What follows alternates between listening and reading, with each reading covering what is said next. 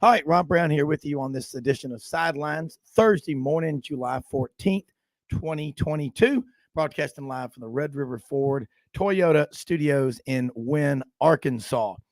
Beautiful Wynne, Arkansas, where it's 95 to 100 degrees every day. But come inside the great folks here. They got over 700 used cars, trucks, and SUVs, plus brand new Ford and Toyota trucks, cars, and SUVs. Great service department. 25 service bays. They run it. It's like watching a NASCAR race in the pit at Talladega on a Saturday, Sunday. They will take care of your cars and trucks and SUVs. Right now, go to the website, redriverfordtoyota.com. Check out right now what is available. If you got a trade-in, probably the best value for you in the last 20 years. If you're looking for anything, just give them a call. Come over here to Wynne.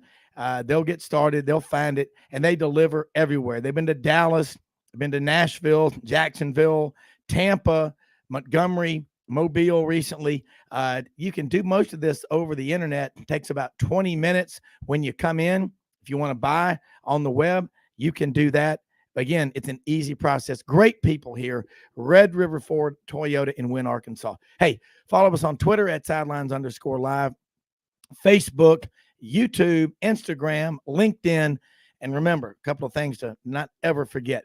Our great sponsors, folks like Gateway Tire and Service Center. They go the distance for their customers and the communities where they do business, and support the Boy Scouts of America. Get involved, taking the kids out there, teaching them how to be men, hunting and fishing, how to clean a gun, gun safety, how to go fishing, how to clean fish, how to clean ducks and animals, and camping, learning how to be independent. You can't get any better than Boy Scouts. Get involved. I was in the Scouts. My dad, an Eagle Scout, Silver Palm. A lot of the best people I've ever met in my life are Boy Scouts. Get involved. And Reforest, Mississippi, wherever it is on your private hunting land, your lake house, your home, your residence, your office, whatever, Reforest, Mississippi, or wherever you are. Great show lined up today. We got Bo Carter out in Arlington at the Big 12 conference. Meetings are going on right now. Find out what's happening, because, again, we're hearing a lot about the West Coast, Big 10 westward expansion. But in the middle of all that is the Big 12, and they ain't going anywhere. They're fighting. They got blindsided last year when Texas and OU decided they're going to go to the SEC. But you know what? Who knows better than Bo Carter, a native of Sheffield, one of the Quad Cities in North Alabama, one of the nicest people we've ever had on this show. Hear that from everybody, Olin Buchanan, Dave Cody, and everybody. And he is. And Jack Turner, John Turner are listening as well. Y'all are cousins. And second segment, we'll be involved with Gary Harris, WVUA TV 23 and Tide 100.9 in Tuscaloosa. Always love hearing what he's got to say. Top of the second hour, we'll be joined by Yancey Porter in Oxford, talking about the Ole Miss Rebels. And in the fourth segment, Jimmy Big Ten Bell will be back with us. He went a little bit long on a speech yesterday he was giving. He travels all over Southeast Ohio, does a lot of football camps and everything. Former National Defensive Player of the Year out of Youngstown, USA Today Player of the Year, played for the Buckeyes. One of Coop's kids, John Cooper's guys, really knows the Big Ten. So, hey, we're here with you every Monday through Saturday, 8 to 10 a.m. Central. If you miss us live, go to 680thefan.com, the podcast park over in Atlanta. Bo, Jimmy, and I, and everybody listening, I got some texts before the show.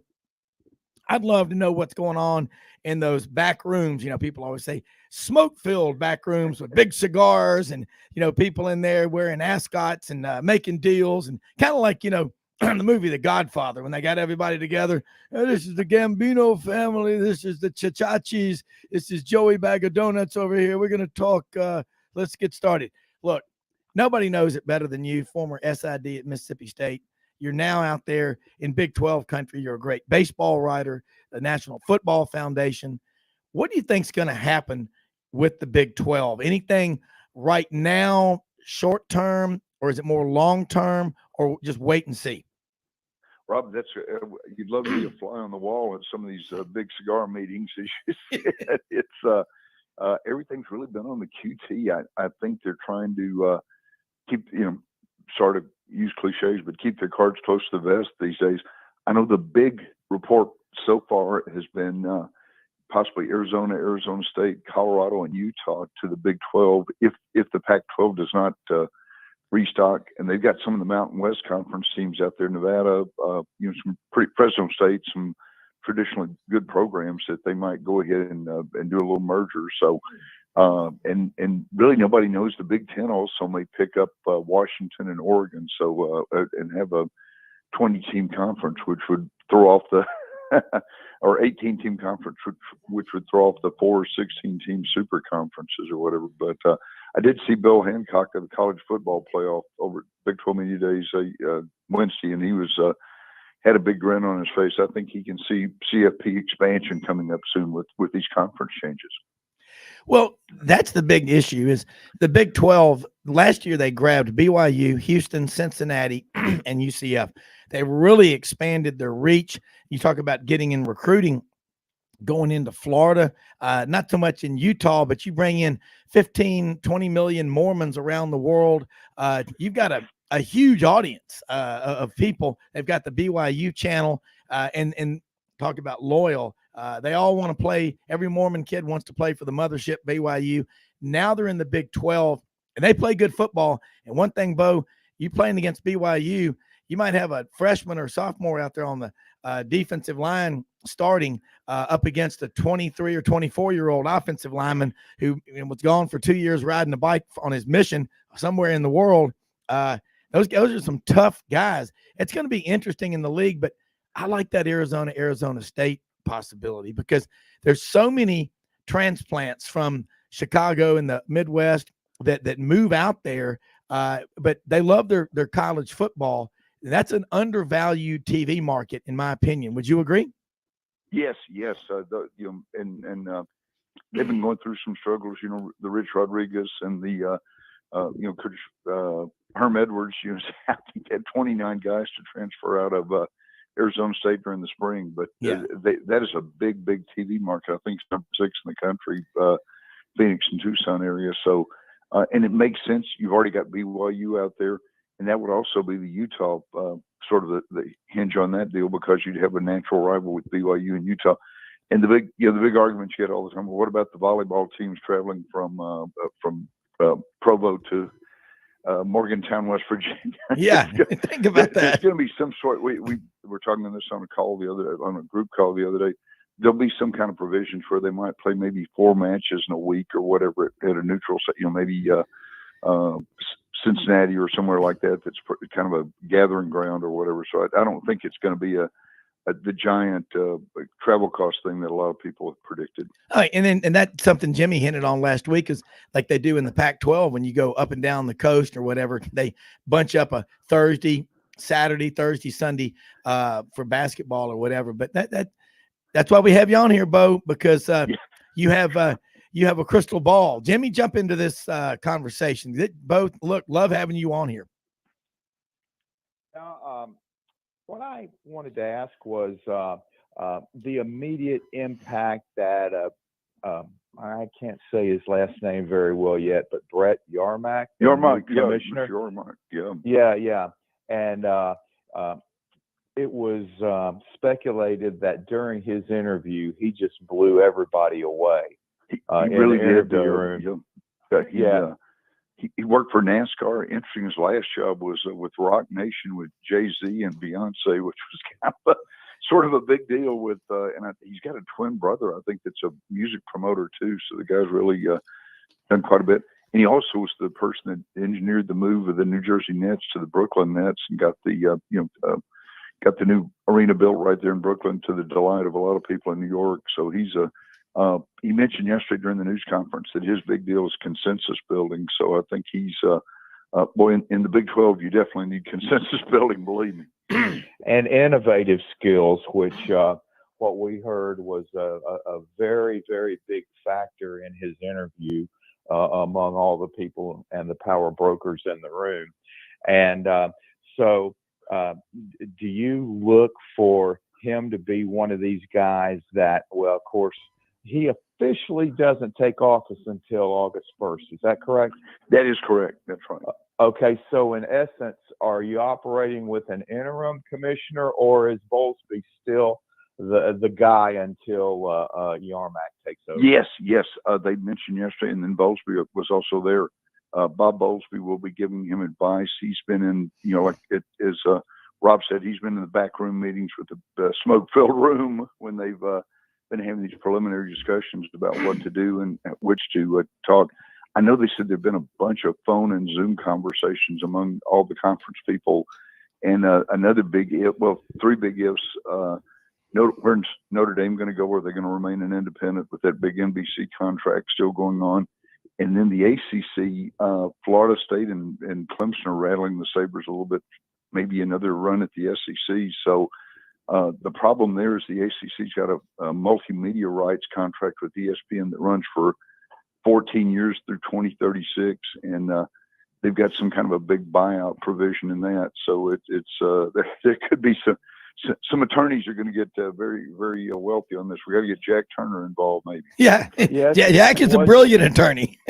It's a $60 million exit fee, but Bo, what I'm hearing though is that if those ACC schools are ready to make the move, that the SEC corporate office as well as ESPN would be more than happy to make a big portion of that payment when you look at the long-term benefits that are going to come out of, let's say, for the sake of argument, the addition of Florida State, Miami, Clemson, and Clemson basically with the huge leaps they've made in football on the national scene in the last decade and a half. And then again, I don't think, and we talked about it quite a bit, that Notre Dame's out of the picture with a possible move to the SEC, because it's only going to be one of two conferences. It's going to be either the Big Ten or the SEC, because financially there is just such a huge gap between those two and everybody else. I agree. There were The Athletic did a projection of what payouts would be the SEC and the Big Ten come in within the next 5 years. Right now, they're $55 million per school in the next 5 years. If the TV contracts are what they say they are, they'll be doing between $100 and $110 million, which would be doubling it. Of course, we've got inflation running rampant, but still, that's a big chunk of change for a lot of schools. We were laughing too, Jimmy and Rob. Somebody mentioned the other day, what about Vanderbilt? Would they push them out? And I went to Vanderbilt, so we were laughing. We said, no, they've got to have somebody they can beat up on a regular basis. Yeah. So, except in baseball, but they've got to keep the Commodores in there to have that Nashville road trip and to get an automatic W many times. Well, and also, I mean, basically the baseball and Vanderbilt basketball until what Bryce Drew was there, they'd never had a losing season ever at Memorial Gymnasium, but they won 2 baseball national championships and played for a few more in the last decade. So, but it's football. You're right. But they're a charter member. I don't want to get rid of them. I mean, I got a lot of my family that graduated from law school there. Your dad played for Red Sanders at Vanderbilt. He did. Yeah. Tell me about this. Was Coach Bryant on the staff then? No, he had left. He had gone to Maryland by then, but they had Tommy Prothro, who later, is in the College Football Hall of Fame, coach at Oregon and UCLA. Yeah. And then Jim Myers, the longtime line coach for the Dallas Cowboys, who became head coach at Iowa State, and texted him. And my dad said, Coach Myers had just gotten out of the Marines about 2 years before, and he wore his combat boots to practice and would kick the lineman in the rear end a few times if they got out of line. Oh, yeah. So, you never mess with Coach Myers. He was a kind of a short guy, but he played for General Neyland at Tennessee, so he was a tough bird, but really nice. And he just passed away a few years ago. He lived to be about 90 years old, but very beloved in Dallas for all the work he did as line coach of the Cowboys. Oh, yeah. Well, you think about it, the Rick Trickett, longtime offensive line coach, he's still coaching. He was a Marine Corps drill instructor. And I heard that at practice, some of the words that came out of his mouth are still floating out there in the galaxies above us that have not been interpreted yet. But I know people that played for him said, man, he can coach the position. But you get back to what we hit on this show a lot: mental toughness, and you got to have that to build a football program. And we talk about the SEC and the Big 12 and the ACC and the Big 10 and the Pac 12 and the American Athletic Conference, Sun Belt, all that every day. These conferences. Everybody among your peer group, and Jimmy really knows a lot about the schools like Coastal Carolina and Troy and these other schools. But there is a very strong kinship, a camaraderie among the Sun Belt and the Southern Conference and the AAC, the Group of Five and beyond. And everybody that I've ever met, they've all worked their way. I mean, Greg Sankey didn't just get a call, when he was at work one day. Hey, you want to be the commissioner of the Southeastern Conference? He worked as commissioner, I believe, of the Southland Conference. He did. Okay, talk about what it's like what do you think's going on with the Group of Five and beyond smaller conferences right now? Are they scrambling and saying, look, we got to get a plan together? Or the intricate stuff that goes on really with the big conferences. There's some sort of revenue sharing or something. I wonder if that's going on, because I don't want to see the smaller conferences disappear and just have a group of 48 teams at the top, and that's all there is. Right. That'll get old real fast. Yeah, you're exactly right, Rob. There's you hit the nail on the head. As we talked about a little bit, the college football playoff, I think, gives between $5 and $10 million, depending on the conference, to the non or the Group of Five conferences, as they say, outside the Power Five, and so that's a nice chunk of revenue right there. And then, of course, Cincinnati from the American made the semifinals last year, so yeah. I think that was an extra $8 or $10 million that went to the American Athletic Conference. The one real big power shift among the Group of Five right now is Southern Miss, Marshall, Old Dominion, and some other teams have left Conference USA to join the Sun Belt.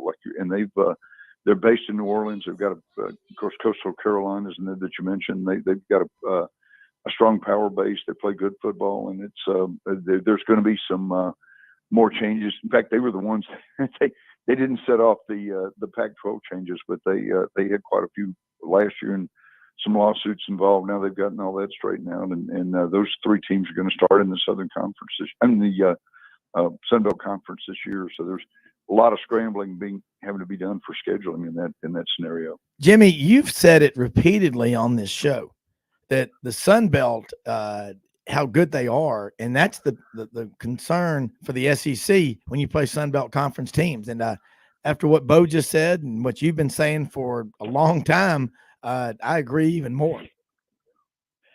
Yeah, they've done a great job of being able to grab transfers from the Power Five conferences, and those Sun Belt schools have made great hiring decisions at the head coach level. So they have really good staffs that can develop players.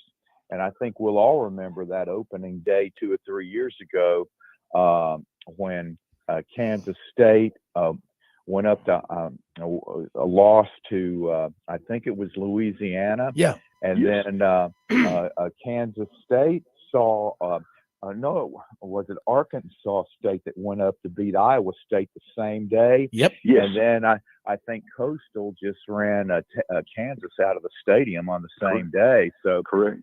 They pretty much just set the tone pretty convincingly that they're forced to be dealt with. And I'm telling you what, I mean, Coastal Carolina, App State, combined with those schools we just mentioned, I mean, the Sun Belt has made significant advances over the last 6 or 7 years. And again, you're starting to see some Power Five schools that, not only do they face a situation in which the visiting Sun Belt team is going to be getting a big check, but now they're in position to start stealing wins also.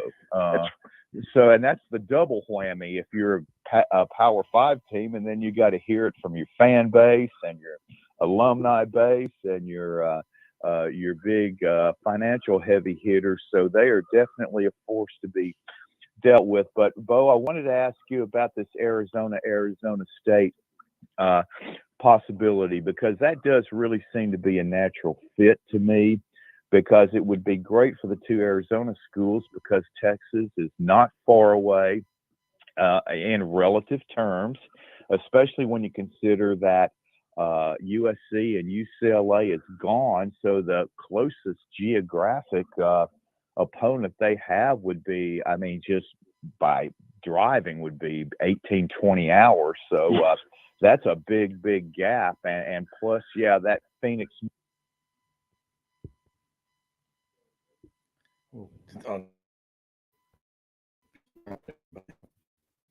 Yeah, okay, here we go. It's just like I just good Lord. Okay, I got to call that number.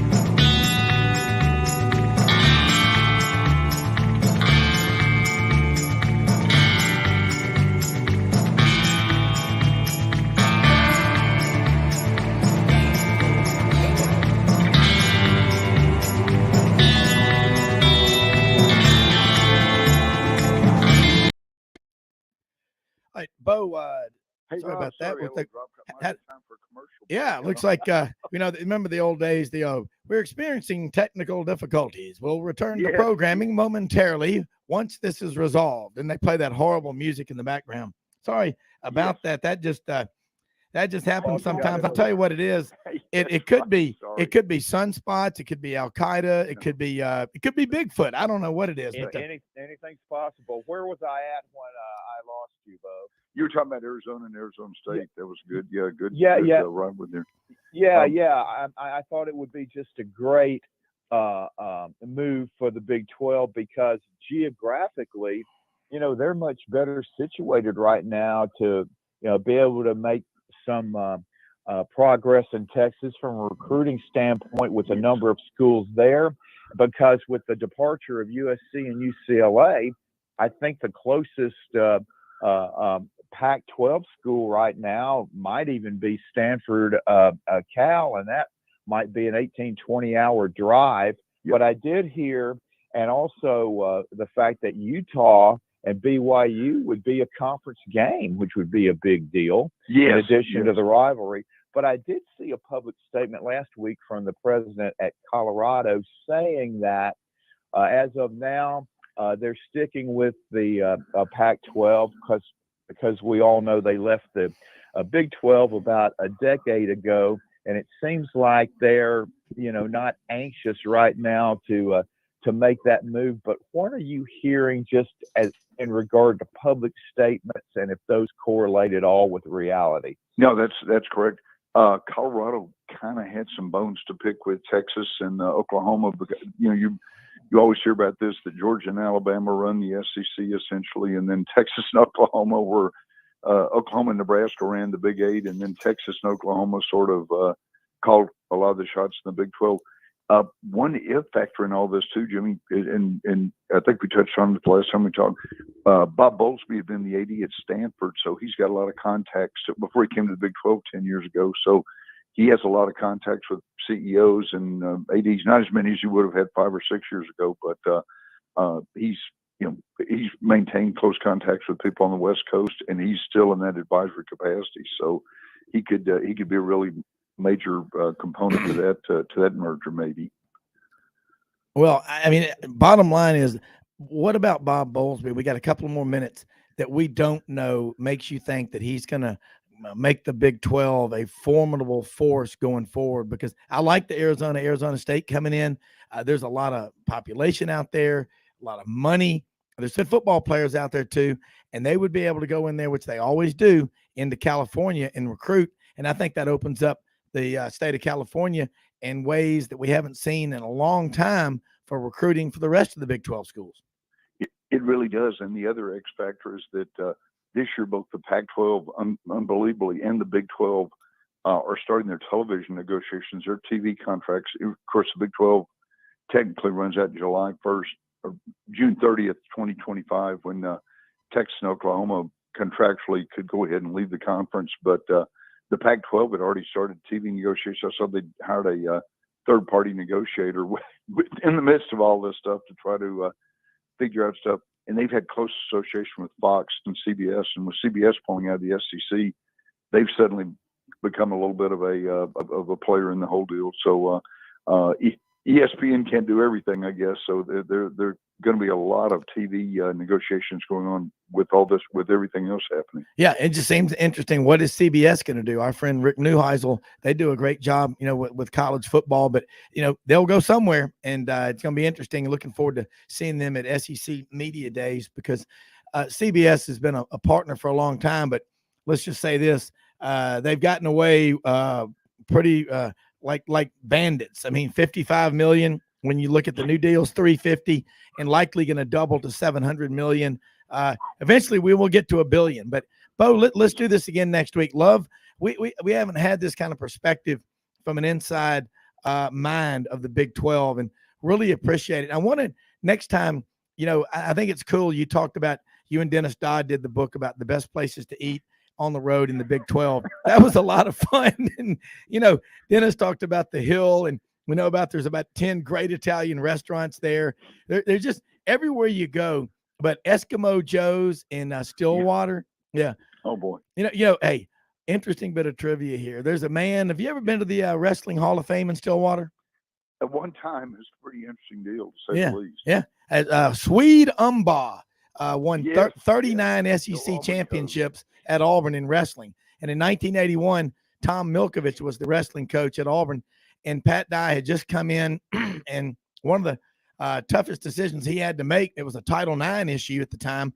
They had to cut wrestling. And Auburn had a top 5, top 10 wrestling program, and Memorial Coliseum there at Auburn was, 10, 12,000 people at those wrestling matches. And I'd love to see wrestling make a comeback. And maybe one day, Bo, we'll get into this next week. We'll put the 85 football scholarships on an island. Yeah. Sure. Now they got Sunny Lee with the gymnastics, so she packs them in all. Yeah, It just went from one sport to the other. Only the Iron Bowl of gymnastics, Auburn and Alabama. Do you have students down there on the mat harassing the opposing gymnast? You gotta love it. Was pretty intense between Georgia and Alabama back. It really was. Yeah. I mean, oh boy. Her counterpart at Georgia, she was quite a character too. Yeah, it's just I forgot her last name. It's just fun. I love it. Hey, Bo, tell people how they can follow you, because you also do a lot of writing on baseball. But let's do this again next week with you here on next week. I'll say 9:00 next Thursday. Love having you on here. But tell them how they can follow you. Hey, Rob, thanks. The Texas Sports Daily on Facebook, and then the DFW Sports page, which is an online publication. They're quite well read around here, and free subscription, so I don't have to do the $9.99 a month. And we'd love to get you to read our stuff, give comments or whatever. All right. Hey, look, Bo, have a great day.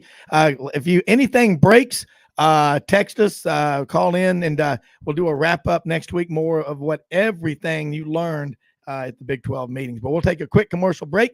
We'll be back with Gary Harris, WVUA TV Channel 23 and Tide 100.9 in Tuscaloosa after the break.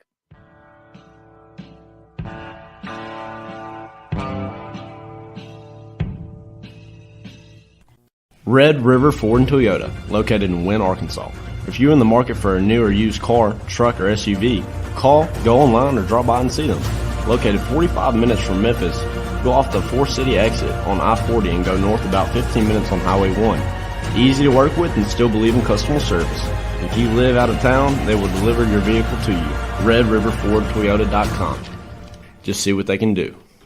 Strengthen your seed zone this spring with quality tillage equipment from House Industries. Located in Cherry Valley, Arkansas, House Industries specializes in manufacturing superior equipment that will minimize your downtime and keep you working in the field. To ensure the highest quality control, all design, fabrication, and testing takes place in a 99,000 square foot manufacturing facility located right here in the heart of the Delta. Locate your nearest House equipment dealer online at houseindustriesinc.com. House Industries breaking ground. Sidelines with Rob Brown. Talk sporty to me.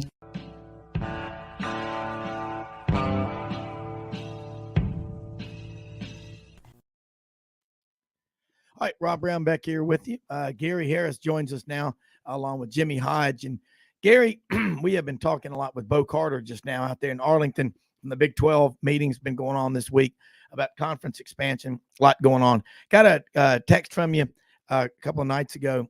You always were right. You felt like the SEC would stand their ground, stand pat, as we say, with 16 teams. Future expansion may happen. We don't know what Notre Dame's going to do. They're the wild card. They've always been a free spirit, kind of like the people you see following the Panic and the Dead, going on the road. They just do their own thing, but they can. That's why they do it. But let's focus now. We got SEC Media Days going to kick off Monday. When I was looking at the itinerary, I mean, it is unbelievable, the detail. It's like an accounting firm did this, like so much detail of what's going on. But you got 14 coaches, each bringing 3 players representing the schools. And Greg Sankey's going to kick things off Monday with his keynote address. But you know what?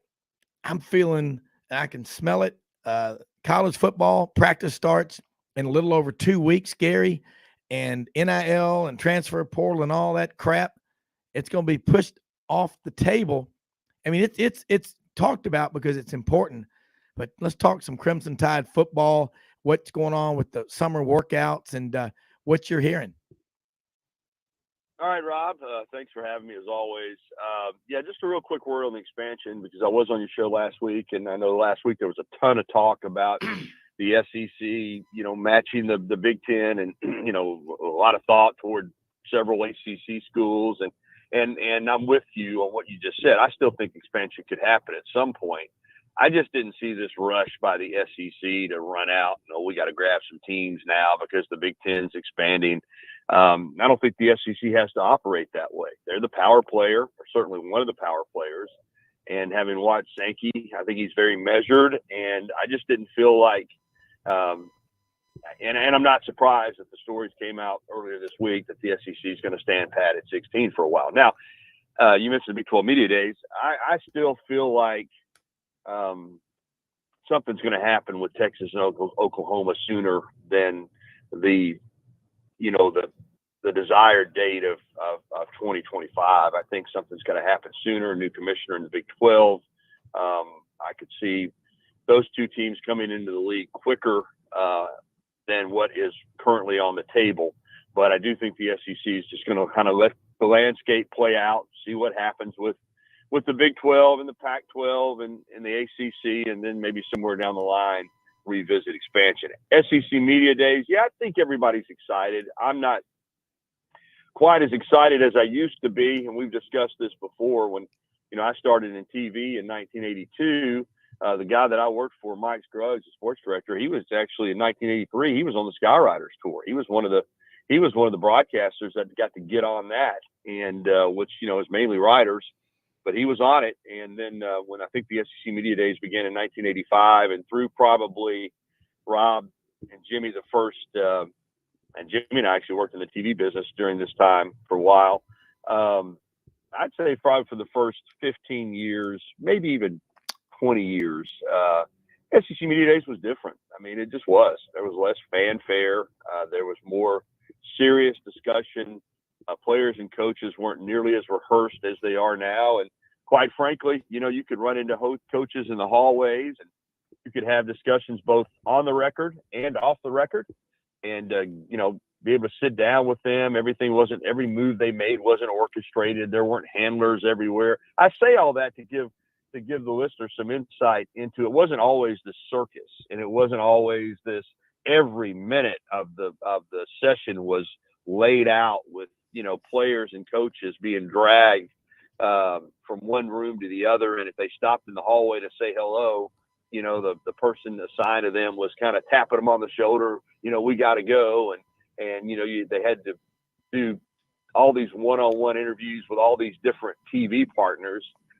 So I miss those days, Rob, and And again, for the younger media people, they don't know any different. I mean, I would say in the last, certainly the last 15 years or so, the circus type atmosphere has dominated, and it's a see and be seen thing. And I think for some media people, it's as much about being there and being seen and being able to say I'm there, and to shoot their video back to their TV station or website or podcast or whatever it is they do, and hey mom, I'm here, type of thing, rather than serious discussion about SEC football. And every now and then, a player or coach will say something maybe that's off script, but there's no way to get anything either that everybody else doesn't have, because again, it's all it's all laid out. So I'm not trying to rain on your parade or anything, Rob. I mean, I know it's kind of the unofficial start of the kickoff for college football and for the SEC, but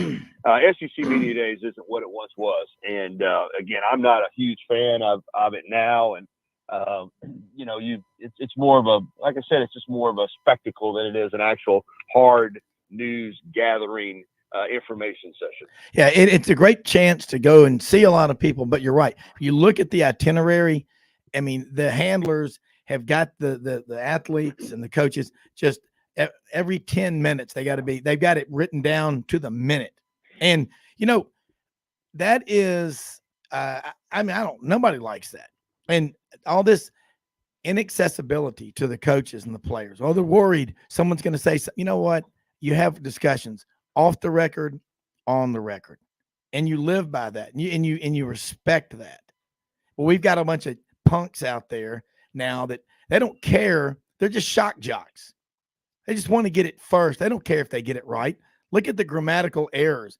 I mean, a lot of these blogs and columns are just one gigantic run-on sentence. Right. Practice true grit journalism. And I respect you, Gary. I respect Jason Caldwell, Rodney Orr, different people, Mark Murphy. I know, you ask them when something's going on at their school, they're very measured in what they say. Number one, it's not that they're trying to cover up the truth. They also have to have a working relationship with those coaches and players, but they want to get it right. You're dealing with people. And it's just like, video games just kind of numb people to reality. The same thing happens when you don't have any accountability. My approach has always been, if you're going to say something outlandish on a sports radio show or TV show, I want you to make sure that you also would say that to that person's face. And when a coach tells you something is off the record, you, by God, better live by that. Your honor is dearer than your life. It's very simple, isn't it, Gary? Well, I think that probably has a lot to do with why everything is the way it is now, is because of what you just said. I think there was a time when it was clear. If a coach said something off the record, no matter what it was, you respected that, because he did not want it to be broadcast or written. He told it to you for a reason, but it was not to be repeated either in print or on the airwaves, and that was respected. But it got to a point where with so many people that were covering these events, and many of them inexperienced, and many of them, quite frankly, not full-time broadcasters or journalists, that anything that was said, the lines were blurred between, what's on the record, what's off the record. You'd even have arguments, I didn't mean that to go. And so now I think that everybody just assumes that anything they say, if they say it, somebody's going to print it or air it or whatever. So you just have to assume all the time that you are on the record, and therefore the accessibility that we talked about, the ability to get with these coaches and players in an environment where it's not pressured and they don't feel guarded, that's just about gone. I think in some cases now, certainly there are journalists who build friendships with coaches to the point that they can call them up and I've had coaches like that, and I can have a conversation with them, and I can ask them, I say, hey man, this is for my purposes. I'm not going to broadcast this. Yeah. And they're comfortable telling me that. But yeah, I think, again, it's still a great event. It's still a lot of fun, but as I said, and maybe I have a negative view, and maybe I'm jaded a little bit, but you mentioned everybody convening their relationships. I think a lot of now for me, this event, from what I see from a lot of media people, is as much about them as it is about the subjects, the coaches and the players. It's as much about as I want to go. I'm going to get to see all my media buddies. I'm going to get to, hang out and have a big time. And not to say there's anything wrong with that, but I just don't, I can sit honestly next week, Rob, we're sending a crew over Tuesday for Alabama Day from the television station. I'm not going. I'm going to be here. I've got to hold down the fort. I've got to do my radio show. I've got to do my TV coverage. Could I do it from all from over there? Yeah, I could. We've done it that way in the past. And certainly if it were in Birmingham, just up the road, 45 minutes there at Hoover, I'd probably have a different approach. With being in Atlanta, I'm not going over there for 5 days in a hotel and get the same information and spend all that money from the TV station perspective to be there when I can get all of the same content sitting right here in Tuscaloosa. That's just a fact. That's the way I approach it. Been there, done that. I'm not a 25-year-old sportscaster dying to be in Atlanta so I can meet everybody and hang out. So for me, it's just much more practical to be here. And I'm just shooting straight with you. And I'll get the information. We will have a set of crew there for Alabama Day, and we'll be live on Tuesday. But the rest of the days, we'll just get the content. We'll get the feeds. We'll run the sound bites. Our viewers and listeners will get all the same information as if I was there. So that kind of tells you how my perspective on it has changed. Yeah. And I want to go here. It's not about me. I can tell you that. It's about us getting information, certainly for our listeners and viewers on streaming and all, but I'm with you. You and I are the same age. I mean, and you know what, that's the thing. So many people, it's about me. Again, look at the spelling. I mean, you should never send an article out that you haven't correct grammar. People think you're an idiot if you don't. And a lot of people, they don't care. They just want to get out there, get a headline. But you know what? Media days do serve a lot of purposes, and they can be good.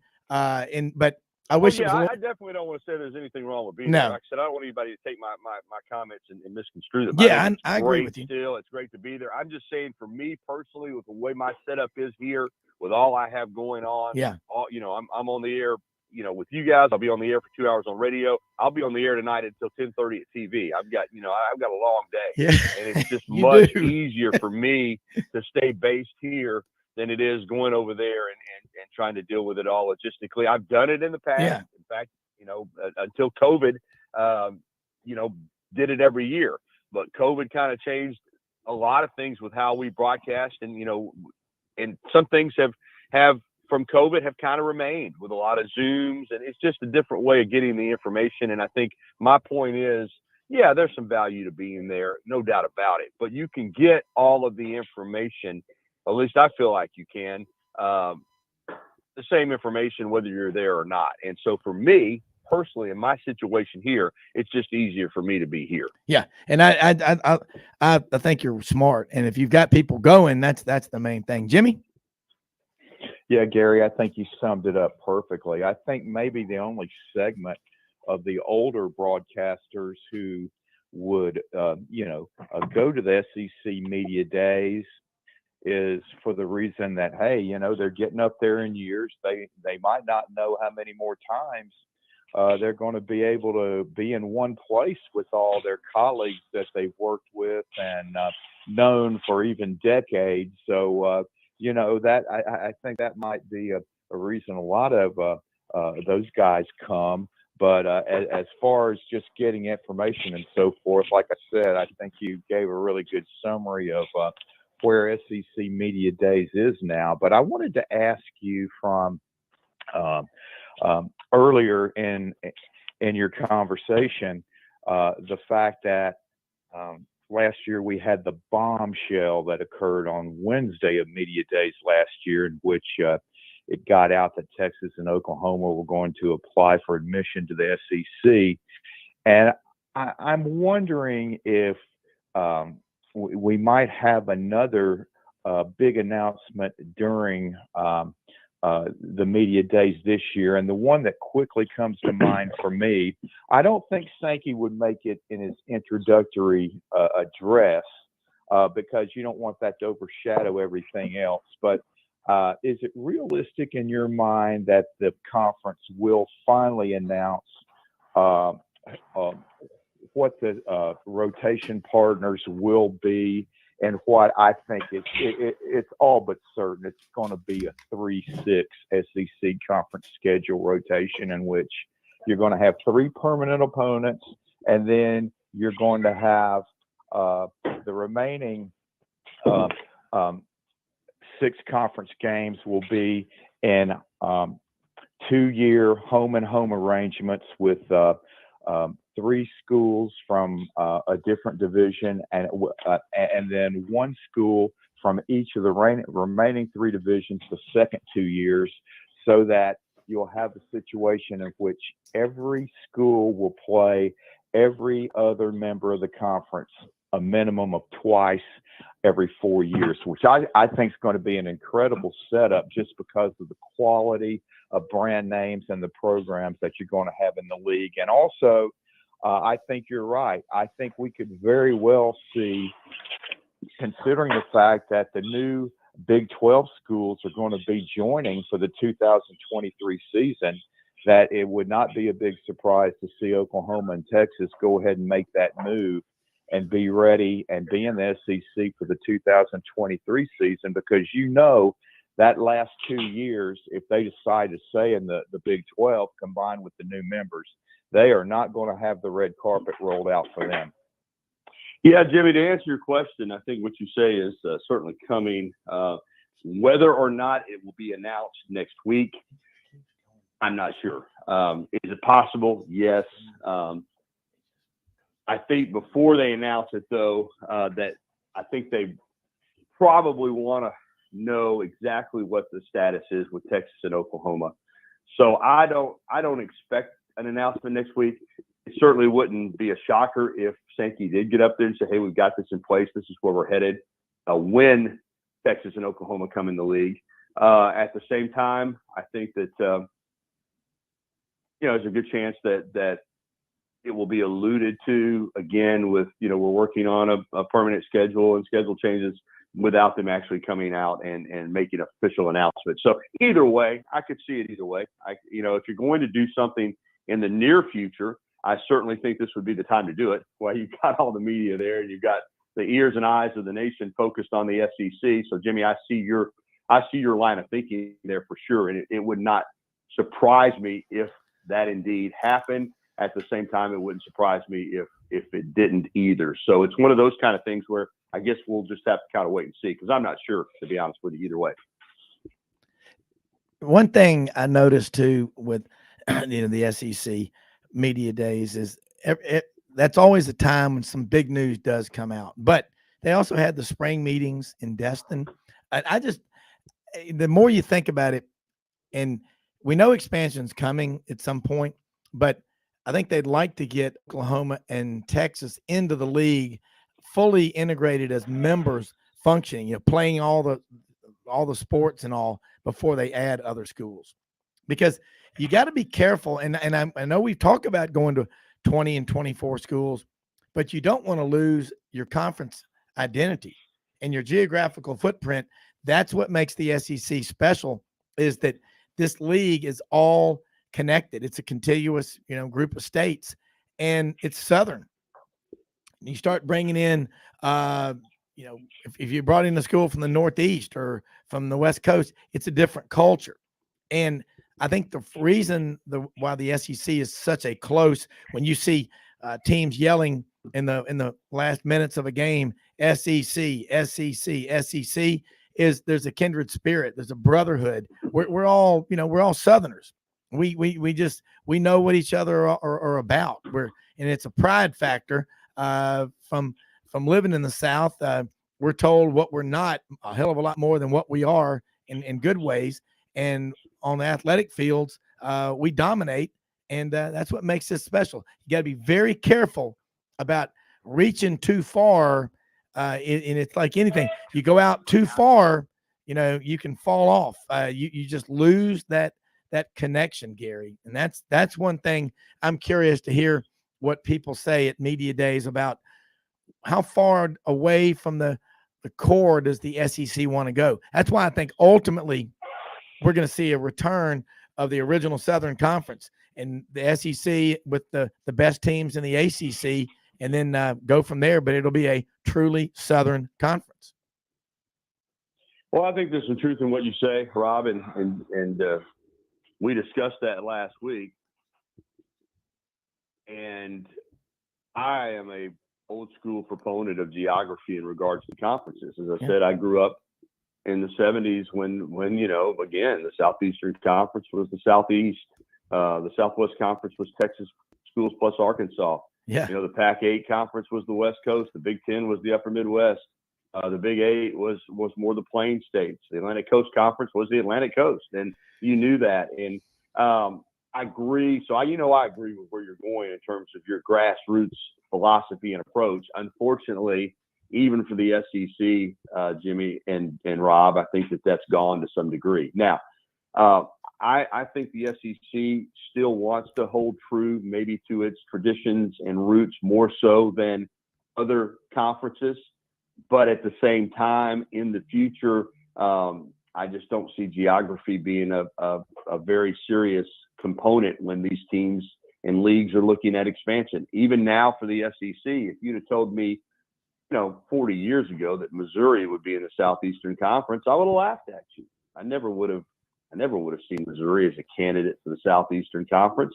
Maybe even at that time when the old Southwest Conference was still kicking, I probably would have not seen Arkansas as a candidate, or even South Carolina, even though South Carolina, fits the geography, and certainly not Texas and Oklahoma. Although the Texas and Oklahoma philosophy towards sports is very similar to the Southeastern Conference. So from that standpoint, I see the connection. But to say that Oklahoma's in the southeastern part, region of the country, that's ridiculous. They're not. And even though I know a lot of people say, East Texas is a lot like, Louisiana, Mississippi, and terrain-wise, it is.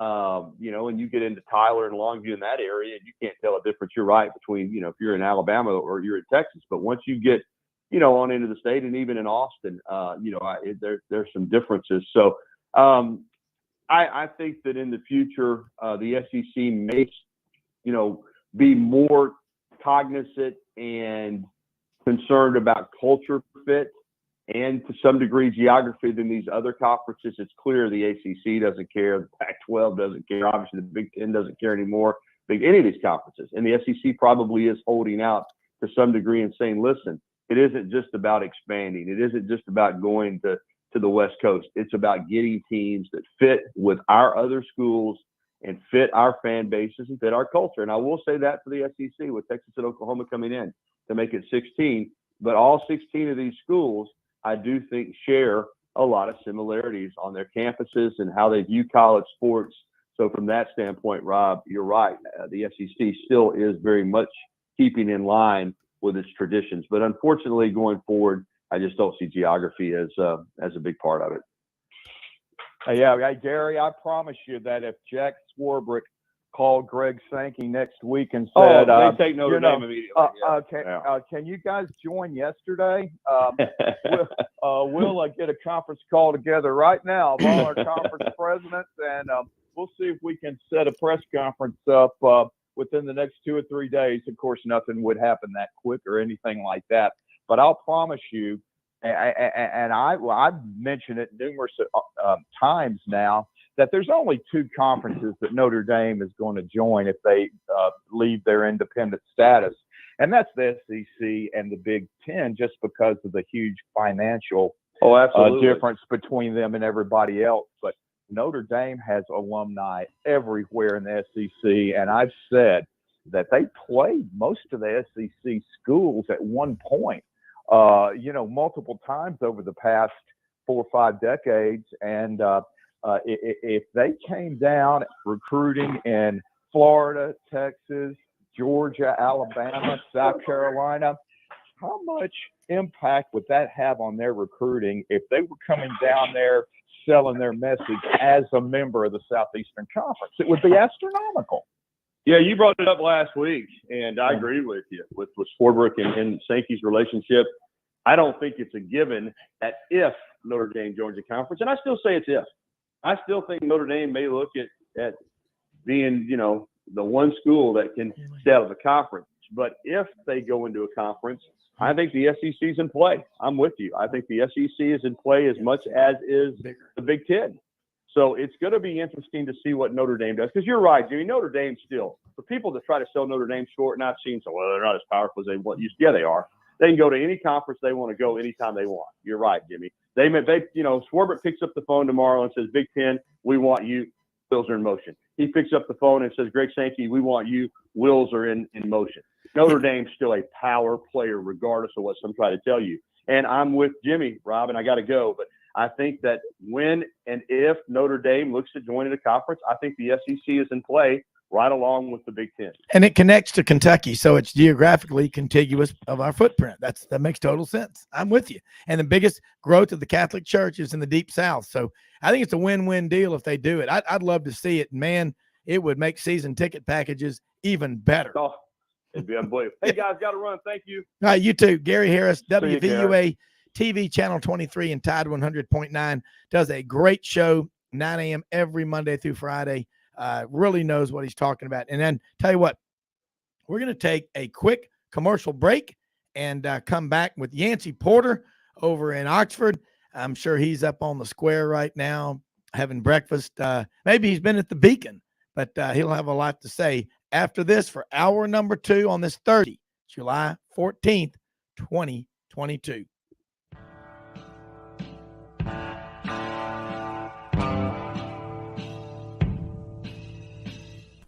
Red River Ford and Toyota, located in Wynne, Arkansas. If you're in the market for a new or used car, truck, or SUV, call, go online, or drop by and see them. Located 45 minutes from Memphis, go off the 4-city exit on I-40 and go north about 15 minutes on Highway 1. Easy to work with and still believe in customer service. If you live out of town, they will deliver your vehicle to you. RedRiverFordToyota.com. Just see what they can do. Strengthen your seed zone this spring with quality tillage equipment from House Industries. Located in Cherry Valley, Arkansas, House Industries specializes in manufacturing superior equipment that will minimize your downtime and keep you working in the field. To ensure the highest quality control, all design, fabrication, and testing takes place in a 99,000 square foot manufacturing facility located right here in the heart of the Delta. Locate your nearest House equipment dealer online at houseindustriesinc.com. House Industries, breaking ground. Sidelines with Rob Brown. Talk sporty to me.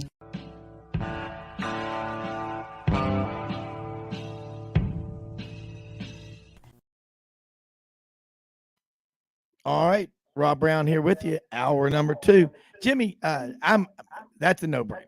Greg Sankey gets a call, Jack Swarbrick. Hey, we want to join the SEC. You jump all over that. But I also wouldn't want to see nothing against these schools, just don't go after Washington or don't go after Oregon. Don't go after some school like Rutgers. I mean, you added Rutgers to the Big Ten. What you really did, what you really did by adding Rutgers to the Big Ten, did you bring in the whole New Jersey, New York TV market? I'm not sure what you really brought in, but historically, at least you can say that, in 1869, November 6th, Rutgers beat Princeton 6-4. So we have the school in our conference that won the very first college football game in America. Other than that, what does Rutgers bring in any sport? I don't know. I just don't know their fan base. How many Rutgers fans? You remember when Tennessee played Rutgers, Jimmy, in 1980? It was Johnny Majors said something about what's a Rutger? Well, of course, they're 79. Yeah, 79. And they beat Tennessee, but they're the Scarlet Knights. We know that. But look, we know this about New Jersey. If you watch TV, the shows about New Jersey, they're not particularly flattering. But there are a hell of a lot of high school football players up there. And I mean, a ton. Camden, New Jersey, across from Philadelphia, has given us guys like Milt Wagner, Mike Rozier at Nebraska, just some of the biggest names ever in sports. And Greg Schiano back in 2006, I remember watching with my kids that Thursday night game, Louisville and Rutgers. That was 2 teams in that league, Big East at the time, in the top 5. Greg Schiano, like a lot of coaches, ego took over. oh, I can do this in the NFL. Get in line behind Nick Saban, Steve Spurrier, all these other coaches who didn't do well in the NFL. But I just Now, that was a money deal more than anything else. yeah, So for when you get a Rutgers. chance to make that kind of money, man, that's life changing. Yeah, Especially at the time he took it. yeah, and you're right. Of course it's life changing. I mean, who's not going to take the money when they get an opportunity like that, because it is so huge. But look, here's an opportunity right now to talk to one of the smartest people around, Yancey Porter in Oxford. Yancey, are you still at the Beacon eating an M16? That's a meat and 16 sides. No, man. If I eat there 2 or 3 days a month, even I'm gonna gain weight. So I stay away. That's about every 3 months a place for me. Yeah, you got to be careful with it. How you doing this morning? I hope things are well. Let's talk. You had a pretty cool guest on. Gordon and I were talking yesterday. Keith Carter was on the Rebel Yell hotline. What do you have to say? Well, I think the biggest news is that they are pushing the football stadium, the $350 million project where they were tearing down the whole home side of the stadium, and they are delaying that and having second thoughts. I think that's really the biggest news. They realize that the NIL is very vastly important right now, and taking all that money and raising money against people that are raising money for the NIL is kind of, yin yang. It's counterproductive. So it's kind of like you're battling to get money in for facility expansion, or not expansion, but really just to knock down the home side of the stadium and redo it. And then other people are trying to raise money from the same people to contribute to NIL. So they've really rethought that. Now, all the other projects, the $45 million addition or expansion to the indoor football facility and the baseball stadium and the softball and everything else is still a full go. But the home side, which is obviously the most expensive facility that they're doing for this drive, is delayed, so to speak. I think right now there's some question what's going to happen to the NIL, or are they going to put a cap on it? If it's going to be capless like it is right now, do you want to divert that much funds from the alumni to a stadium that you play in 7 times a year versus trying to get those players to get them to your college? So that's kind of the biggest news to me. Well, I tell you what, that makes a lot of sense. It makes a hell of a lot of sense, because the way I see it, this is what I've been asking. We had Davis Babb, the CEO of IPTAY at Clemson, and different people I've talked with at different schools, is you're asking them to support you with facilities and scholarships and season tickets. Then you're going to hit them up again for NIL. That's double jeopardy in the legal system, and that's illegal. And you can't be tried for the same crime twice. So yeah, I think that Keith Carter, I like him even more. I know we've had him on the show before, the athletic director at Ole Miss. We're talking about, folks, and he played basketball at Ole Miss, and he's smart, because obviously he heard from some boosters like, wait a minute, we're going to spend $350 million, and really, you spend that $350 million. What are you really doing in terms of making the fan experience better? He's smart. If you're going to have NIL, and until there's caps on it, you better use it for what it can be used for. And we're going to get into a lot of different debates with fan bases all over the country. Man, look, we're already giving. Gary Harris talks about it at Alabama. Look at Alabama and Auburn. They're in Georgia. They're way behind what Tennessee and Texas A&M are doing with NIL. And they're saying, wait a minute, we've already given everything. Georgia and Alabama fans in particular, we are the tip of the spear for college football. And you're asking us to give even more? Are you kidding me? That's going to be a discussion, I guarantee you, that will be had with athletic directors and boosters. They're going to say, look, I'm going to give, but I ain't giving everything, and I want to see other people give. And so that's big. It's an interesting dynamic, Rob, because the universities cannot be involved in the NIL. Yeah. So it's not like they're raising money and they're saying, okay, let's raise money for the NIL. That's done by businesses privately. So yeah, collectives or whatever. Yeah, collectives, however you want to call it. It's an interesting dynamic, and we've heard the money being thrown around. We've heard $30 million for Texas A&M's class. Florida supposedly just paid $250,000 for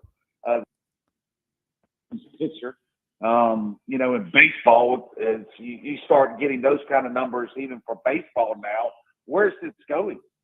So when you have a stadium that you only play in 7 times a year, is that really as big as a high priority as an NIL to get them there? Now, the everyday facilities, the locker rooms, the practice fields, the team rooms, all that stuff that they use every day, you've got to have that still top notch, right? But the stadium that you just play in 7 times a year, the players don't really, they're only playing in there 7 times a year. So it's just not as big as a priority now. Now, if they get a cap on this NIL, if they allow the universities to get involved in the NIL, then maybe things can shift towards, really focusing on the stadiums like it has been up to this point. But right now, you better be in the game in the NIL or you're going to get left behind. You are, but I do think that there are certain schools that are really embracing it, and I think there's schools that are receiving a lot of kickback from their boosters, Jimmy. Yeah, well, Yancey, nobody's going to confuse me with Frank Lloyd Wright or anything, but when you look at Vaught Hemingway Stadium, it seems like to me the natural place to expand, the final area of the stadium to expand would be in the north end zone because, they've done, a lot of improvements there, but that's an area where you could also put additional suites, which we all know is the big money maker and all that. And they spent so much money over the years on the home side already, and I can see why they would have second thoughts on that. But in my mind, the end zones really, and I remember when I was a kid and I sold Cokes at Neyland Stadium, I would position myself in the south end zone because you could see every play develop in front of you with every player.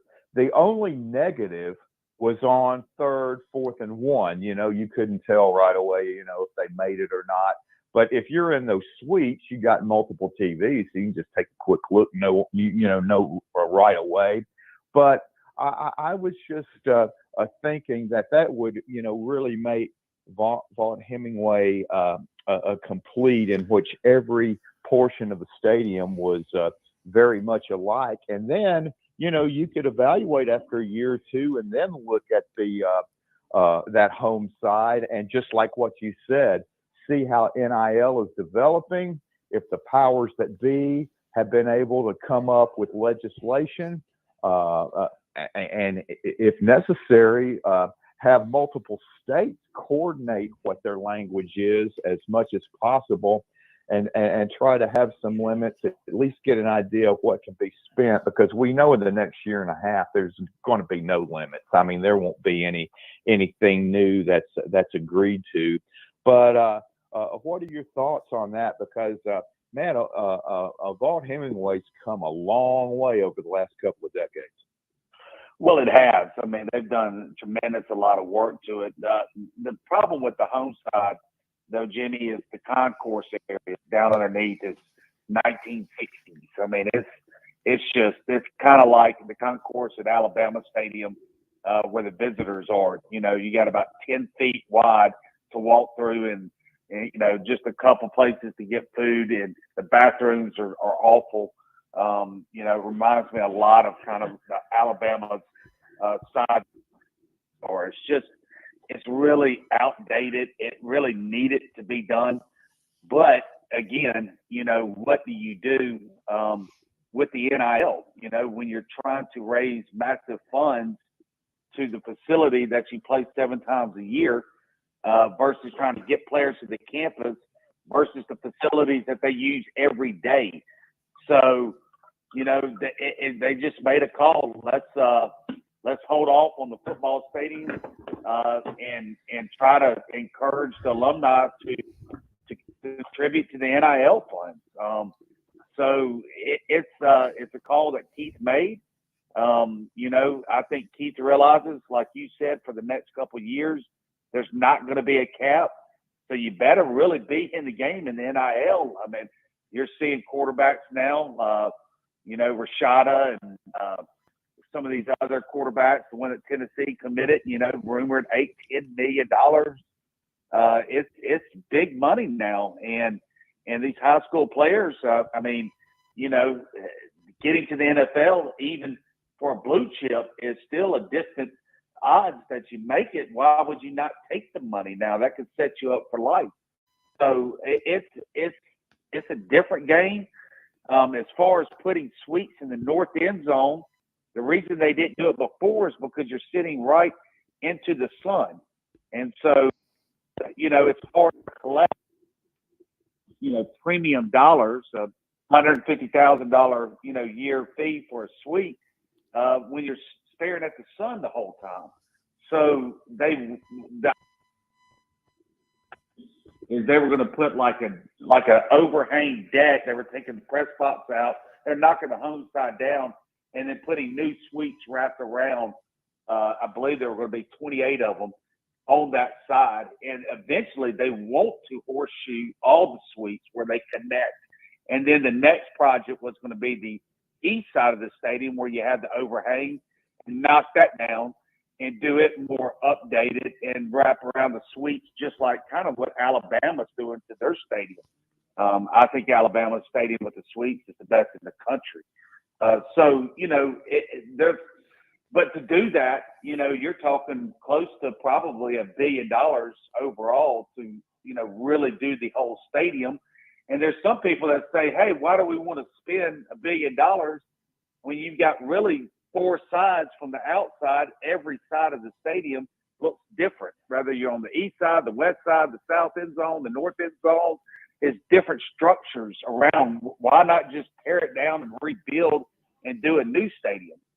So there's a lot of different opinions on what to do. But right now, with where the NIL has gone, trying to divert the funds, you simply can't raise the money in NIL in a facility that you're only using 7 times a year right now. So I guess they're just saying it's suitable as is. Let's see where it goes with the cap. If there is going to be a cap in the NIL, or if it's, like you said, the next couple of years, that's not going to happen. Now you got baseball players, portal guys, not even, top blue chip high school guys that are getting $250,000 in the NIL. I mean, where does this go? You better have 20, 30, $40 million in your funds for your athletics for NIL, or you're going to be at the bottom of the pecking order each year for these high school recruits and portal guys, and you're going to be sitting at the bottom of the standings, and you could be playing in a the Taj Mahal, and it doesn't matter. So you better have that money in the NIL, and I think that's where the key right now. There's no reason competing with these NIL funds right now for the Vaught Hemingway Stadium, and so that's kind of the decision made. I agree with it. I do think the home side needs totally redone, but it is what it is right now. Well, look, in college, we brag about how old our stadiums are. In the NFL, people brag about how new it is, and it cost $1.7 billion, and you sit in your seat and it breathes for you. You don't have to do anything. Don't want to go there. And that's not what we do. We don't tear down a Vaught Hemingway Stadium and rebuild it. I know you're not proposing that, but that is how outlandish some people might, the statements may sound. But Ole Miss, I believe you said, is in the midst of a $1.5 billion academic fundraising campaign and $500 million. Already been raised. Yeah, $500 million for athletics. Okay. So that 350 million makeover of Vaught Hemingway Stadium has been put on hold. Was that private funding, or was that via a bond issue? $350 million municipal bond issue, tax-free bonds, public finance deal.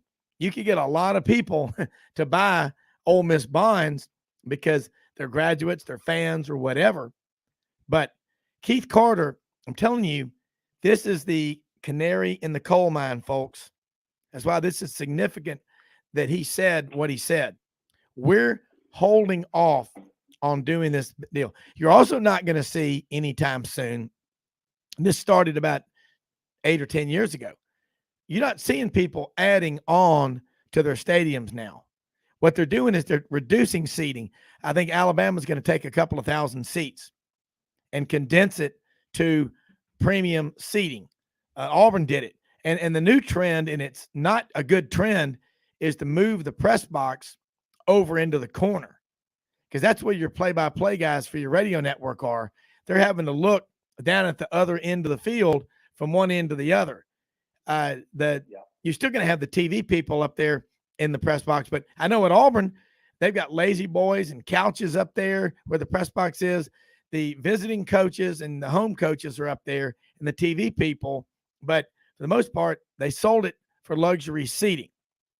How nice do we need to make these stadiums? I mean, my God, you look at these opulent football facilities out there at A&M and Oregon.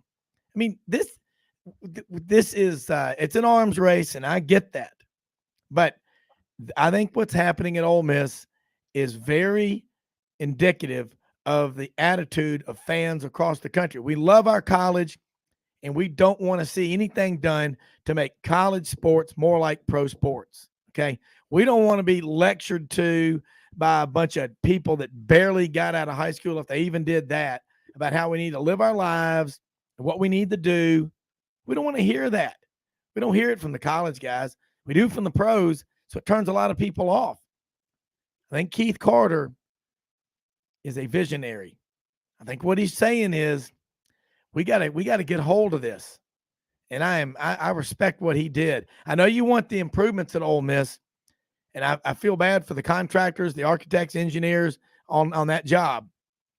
But this is what's happening because of NIL. I've heard predictions, some schools saying they want to have 60 to 80 million in their war chest for NIL. I mean, that's more right now than the SEC is distributing to its member schools from revenue and TV. I think it was 56 million last year. You see where we're going with this? Oh, man, this is and crazy. Don't look.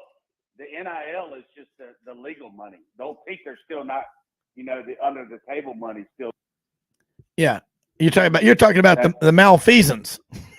That's right. That's tax free. Yes, so, tax free. I mean, that 60, 80 million is just what's above on top of the table. The Sure. under the table is still, and I've talked to people from all over, and it's even increased. It's even gotten more expensive, the under the table money. So, this isn't, people say this has just cleaned it up. No, it really has cleaned it up.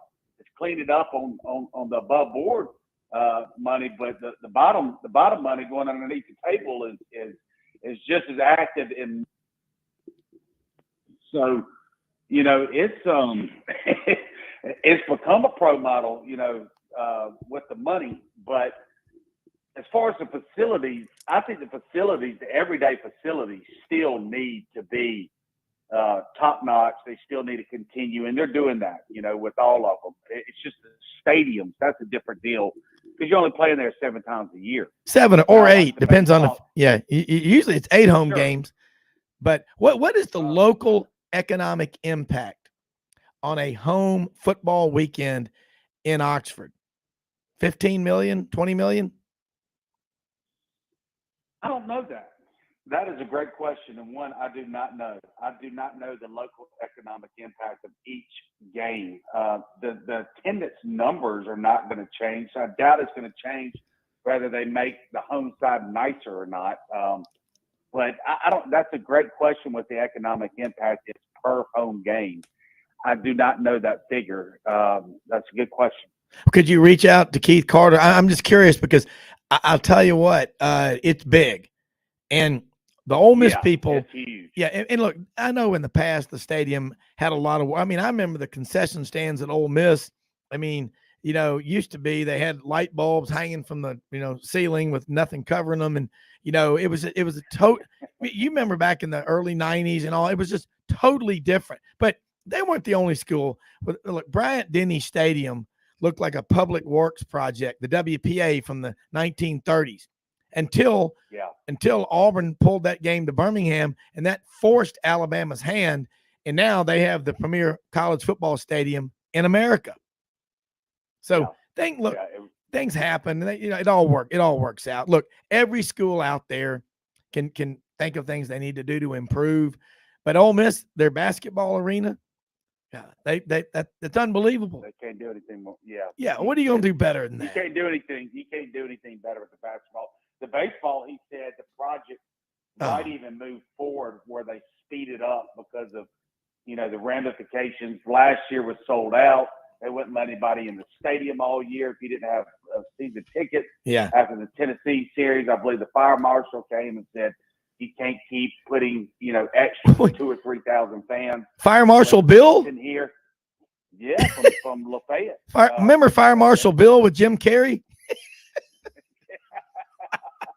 He came to Swayze Field. You're not going to come into the stadium here tonight. No, they knew Sergeant Schultz. Yeah.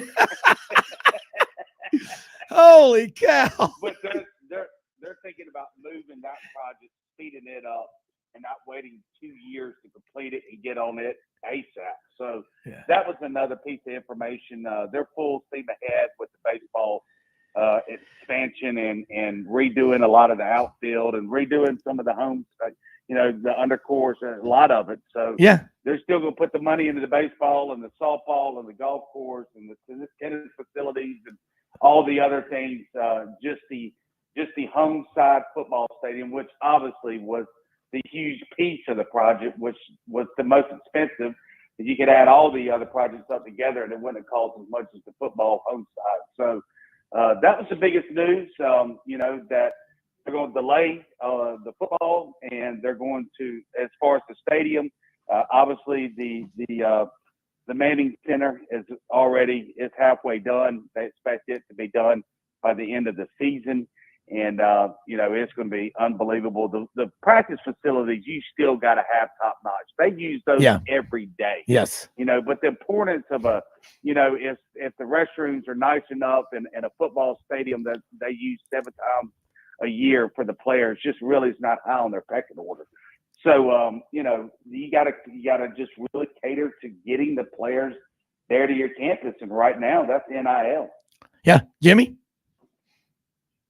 Yeah, I mean, NIL is the ticket. I mean, there was a lot of publicity about 6 weeks or so ago when Ohio State head coach Ryan Day had a meeting with reportedly the top 100 financial donors to the athletic department, and he just told them straight up that they needed a base of $13 million just to be able to compete. And since that time, Ohio State's jumped to the number 1 spot in the 2023 recruiting race. And again, this original plan of NIL being a tool to keep players at a school once they've proven themselves, that has changed to, as we've been talking about now, it's the major incentive to get a young recruit to come to your school to begin with. And that was not what the plan was. And again, you've got very smart people that know how to get around the language and the writing of these rules.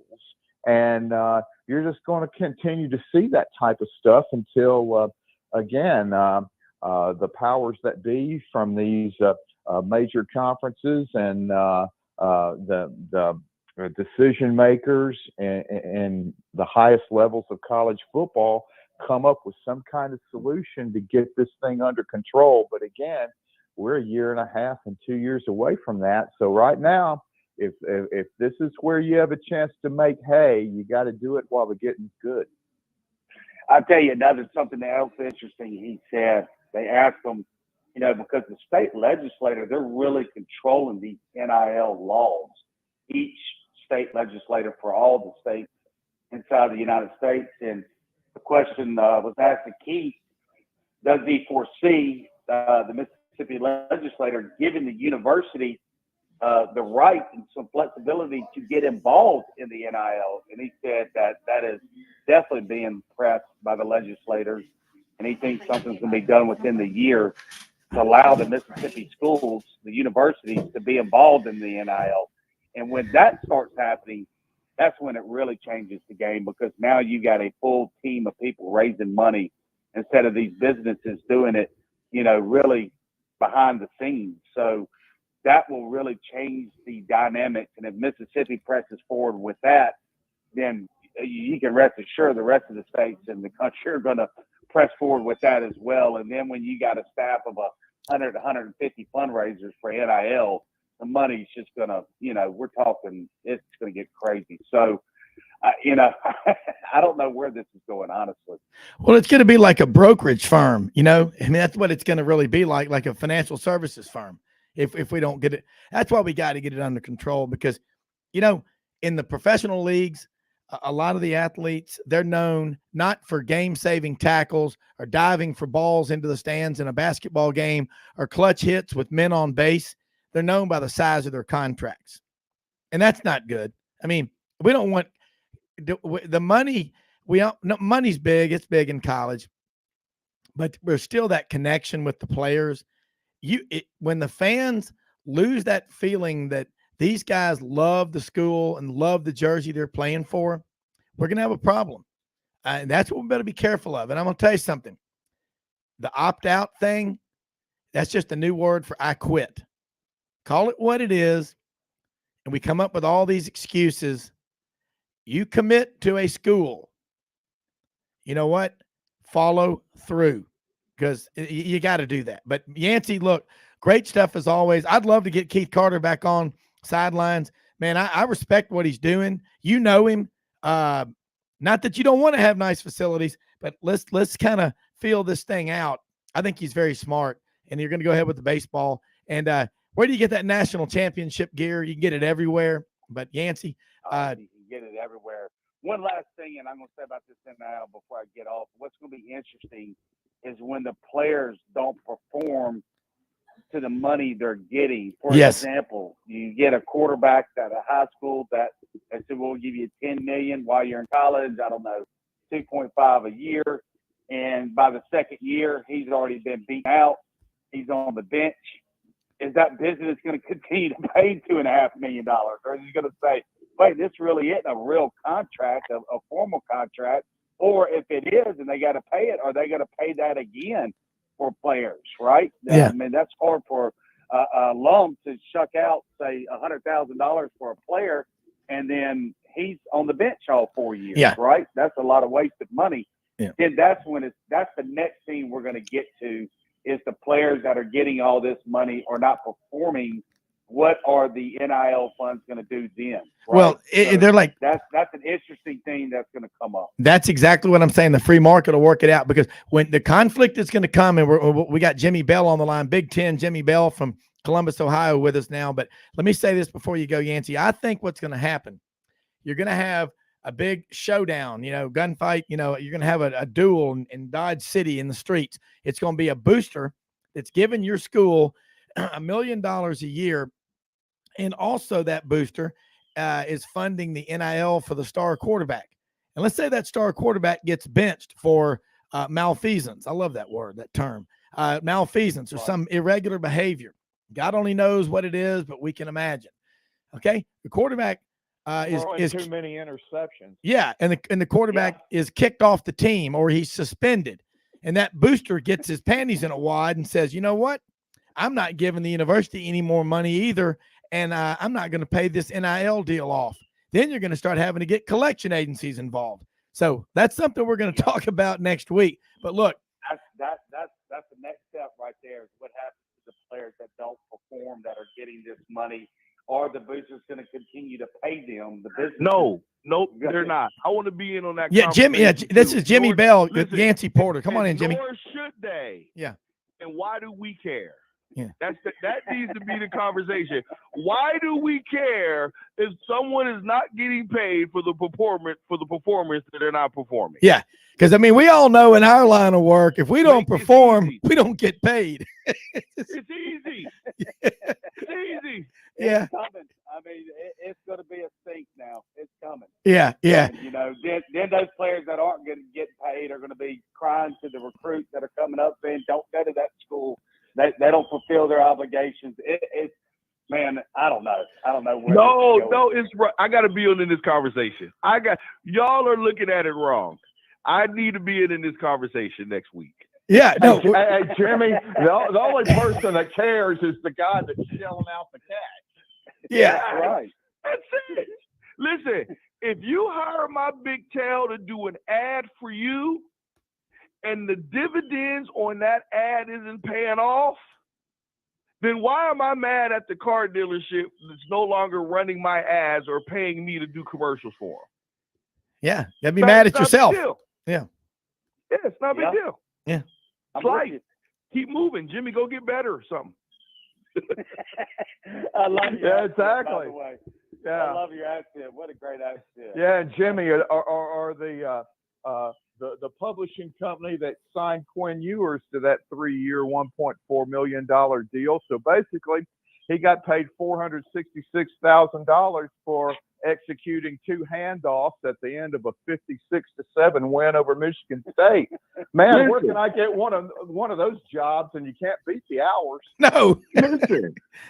And listen, these guys aren't going to see. It's almost like an NFL contract, right? The media throws out these numbers. Yes. Well, us who've been there, around there, and I'm not just saying players, I'm not that guy, but the guys who understand what those contracts means understand that you're only getting a percentage of that money anyway. Yeah. It's the people who don't understand what's happening is looking like, oh my gosh, who would pay this guy $30 million? No, he's actually only getting paid like 12 of that 30 if he's lucky, because he may only get 5 of it, then play another year, then actually get cut before he even gets you see what I'm saying? Yeah. Exactly. So we're looking at these numbers and we're acting like it's an absolute. These NIL deals are not absolutes. That's right. The schools, the money's not even coming from the schools. The schools need to stop saying that stuff. Get out the way. The schools are actually ruining it for everybody. The schools don't want the NILs because for them it equals lack of control, institutional control for them. Yeah. If you allow these kids to try to get these marketing deals on their own, everything will, just like in economics, they say if you equally distribute the money will generally go back to the same percentage of the people that had it in the first place or should have had it. Yeah. It's the same thing. They're trying to actually, I think that colleges are trying to get it eliminated because the big schools don't want the regular schools to compete with their recruiting. Now your regular schools that has a couple financial dog boosters can now compete and grab a couple athletes from a school that generally can't do it. So I think that's what's really happening. But the bottom line is we have to look at this thing logically as opposed to just throwing numbers out there and people attaching themselves to that number. If those dudes are performing, they're not getting paid. That's right. Period, point blank. Jimmy, I'll throw something at you. And I'm looking at contracts, and it as our good friend Shoney down in Hayhira, Georgia always says, the big print giveth, the small print at the bottom of the page that you have to get a magnifying glass out to read, taketh away. Okay. And there's so many benchmarks that you've got to hit. Like when you hear about a coach's contract, man, you've got morality clauses in there. You've got to graduate X percentage of your players and whatever. I like what Winifred E. Wimp Sanderson former Alabama basketball coach from Florence, Alabama, was asked one time, Wimp, how many of your basketball players graduated? As many as wanted to. You got to remember. And Jimmy, what I love it yesterday, and yesterday you were excused for your tardiness because you sent me a text and said I was doing missionary work with the with the church at a speech or something yesterday, and I'm embellishing a little bit, but you said you had a speech go long. But you know what? I respect the hell out of what you do. You give of yourself so much to so many people in Southeast Ohio, and there's some rough, impoverished areas down. That's where, Joe Burrow is from Athens, Ohio. Remember, he gave that Heisman speech, and you know what that part of Ohio is like. But I got a ton of respect for you, big guy. USA Today's National Defensive Player of the Year, coming out of high school from Youngstown, Ohio, Yancey, at 6'6", 195 pounds?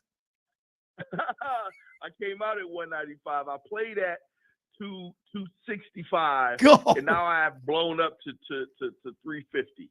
Wow. So they say, what do they say? They say you stop growing at a certain age. It's like, brother, I ain't stopped growing yet. I'm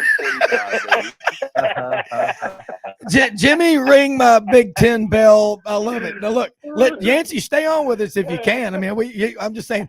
Look, Jimmy, we've been talking about the Big Ten last week, and Jimmy's up in Lake Zurich, and I cool off 15, 20 degrees thinking of turquoise blue streams and alpine rivers and the Alps, but it's really as hot up there as it is down here. But the westward expansion, go west, my son. That's what the Big Ten is doing. You think about Southern Cal and UCLA coming in. There may be some other schools coming in, but my issue with this is the Big Ten. They're going way out of their geographical footprint, but the Big Ten fan bases have always, it is like going to Woodstock, man, in a Volkswagen van with Cheech and Chong and a bong beside you. When you go to the West Coast to the Rose Bowl, that's it. Now you're going to be playing regular season games out there. What's that going to do to the Rose Bowl? Because it is the granddaddy of them all. And, Alabama, they'll never be able to, nobody can say what they did. They were the 4th or 5th choice for the Rose Bowl to play Washington in 1925. They won that game 20-19, but 4 other schools turned it down. Okay. But the Rose Bowl still, like Jimmy talks about, they guaranteed 4:30 p.m. slot. They've got it. I don't want to see that lost, looking out into the San Gabriel Mountains. And I mean, it's just, you can't find a more beautiful setting in all of college football than that. Now, maybe folks up in Provo, Utah will argue, or people at Lake Washington when the Huskies are playing. But hey, or Legion Field when you get that beautiful view there. But I'm just saying, what about it, Jimmy? Well, this is what I'll say. I was the guy when they started to be part of the reason I was being self-centered. When they started the BCS, I was one of the first things I thought about was Rose Bowl's done. The value of the Rose Bowl, because with the Rose Bowl being just one of the BCS destinations, but them still allowing the Rose Bowl to exist. I'm like, man, is that? But what happened was this. The Big Ten and the Pac-10 teams still valued it, maybe not the same way, but what happened was all the other teams across the country who valued it from an aesthetics perspective, because they weren't able to ever participate in it. They just heard about it. Well, they still value it. Does that make sense? Yeah. So now you have more teams valuing it. Maybe it knocked it down a little bit with the Big Ten, Pac-10 teams, but those other schools across the country, they still see a high value in it. Now, with that being said, even with the Final Four, one of the things that I thought about, right, the Big Ten teams travel. They travel their butt off. The Big Ten teams travel. They travel their tails off. I was one of the guys that was wondering and kind of worried if the allure of how we travel, would that have an effect, based on the fact that you got to travel, twice.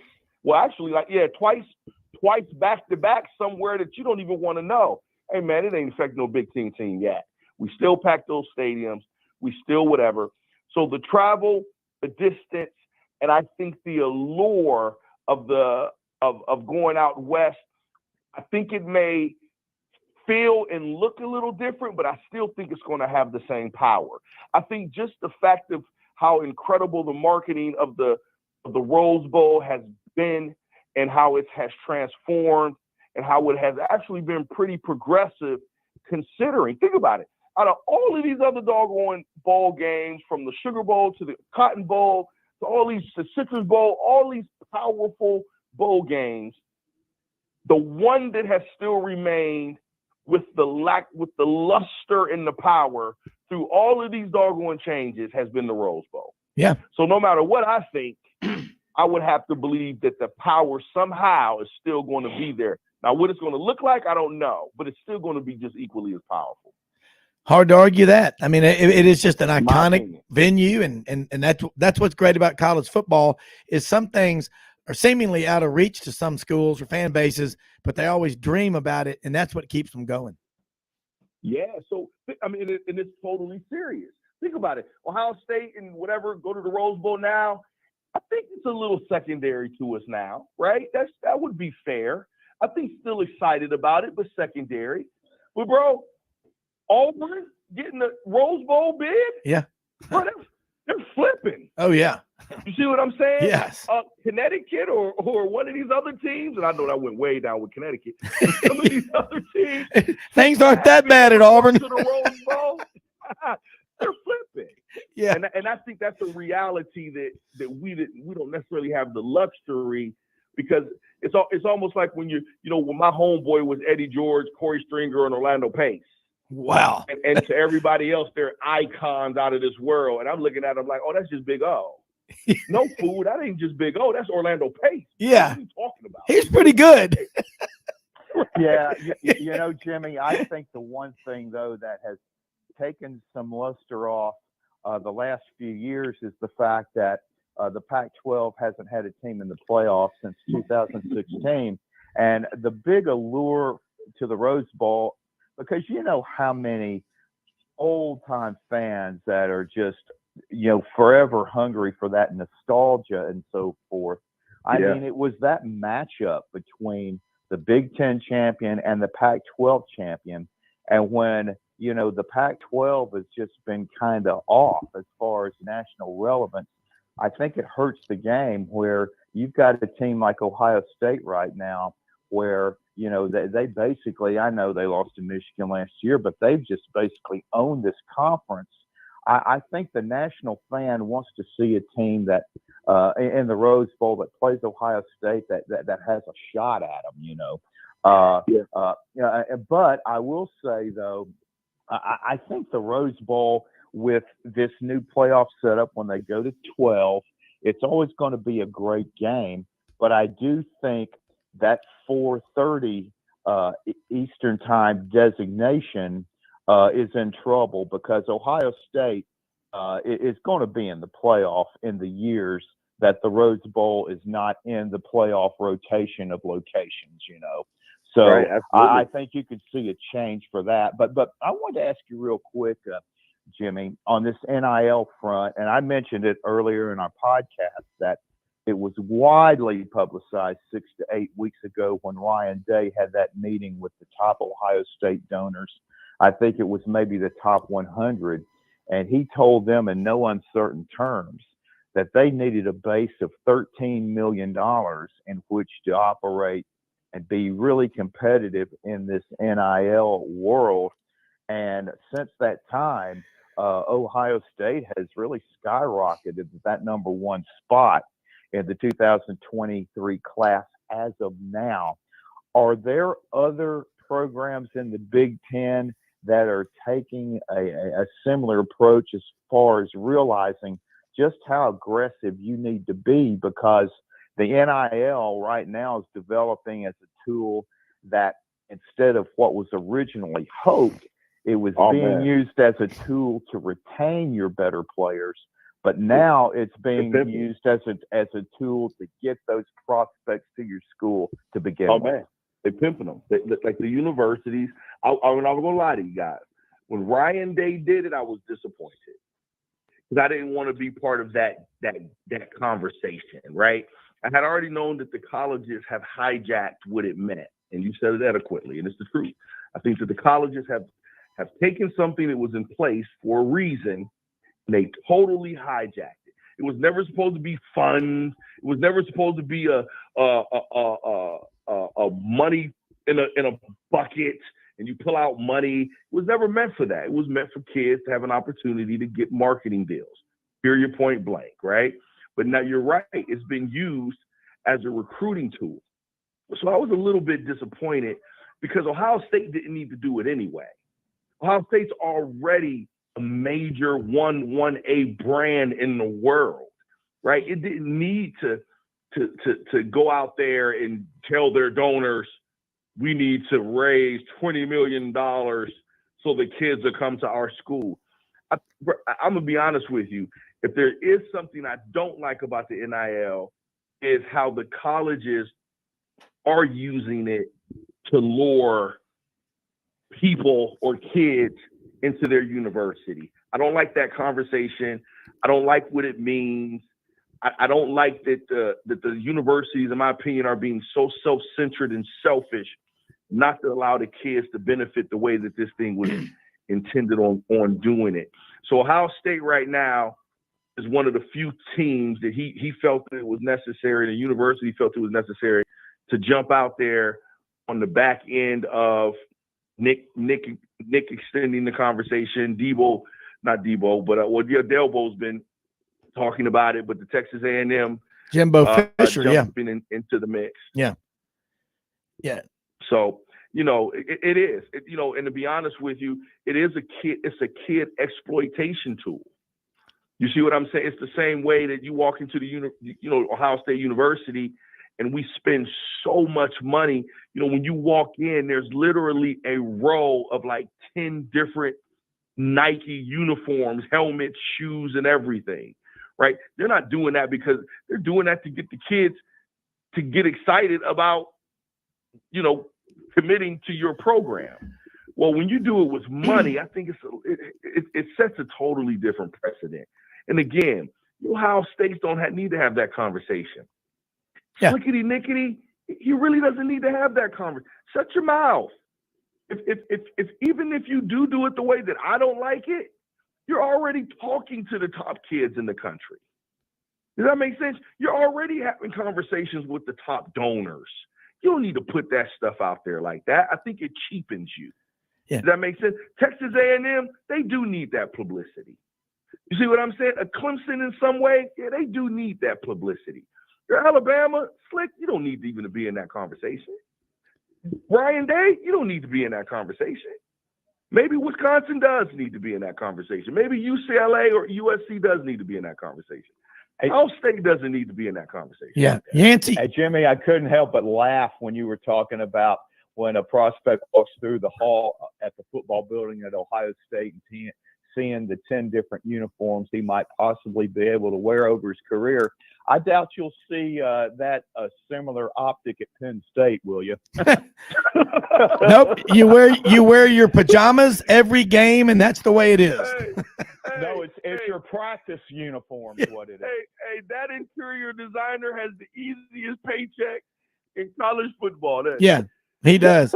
Yancey, jump in this conversation here. I want you, Yancey, I know you were talking about, tell Jimmy what you said, but Ole Miss's athletic director is doing now with the football stadium, concerned about NIL. It was a great point. Yeah, and yes, Alabama and Ohio State are the marquee names nationally on the recruiting scene. Obviously, following recruiting for a living for 25 years, I'm well aware of the recruiting scene, but you still got to close the deal. And yes, you're talking to the donors privately, as he mentioned, Jimmy had mentioned, but if you don't get, obviously Ryan Day felt like he had to shake the tree to get enough funds to close these deals, or he was going to fall behind. So I'm sure the Michigan fans really rattled the Ohio State fans on that, because I know they try to act like they're this big academic school, and Ohio State is, just a little peddler school, and I'm sure that really ruffled a lot of feathers up there with that when that came publicly. But it worked. I mean, as Jimmy Hodge just said, they went from one of the bottom to one of the top NIL schools after that conversation with those 100 donors. So, but I don't know. I agree. I don't know. Yeah, let's look at the pimp game here, though. There is no fun. You feel me? There's no fun. The university doesn't have a fund.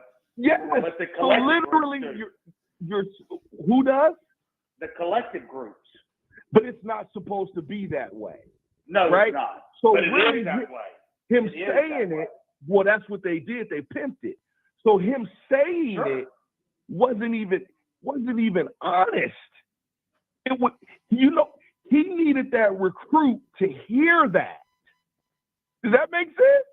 He wasn't even talking to the donors. Well, Jimmy, we're at the point now that Alabama and Ohio State, they basically can just form their own collectives from former NFL and current NFL players and just put together a pool and just have an incredible recruiting classes, just like what you can see with baseball programs. And this is what's going to happen. This is what's going to happen. Eventually, legislation's going to come down. They're going to want to see some employment receipts,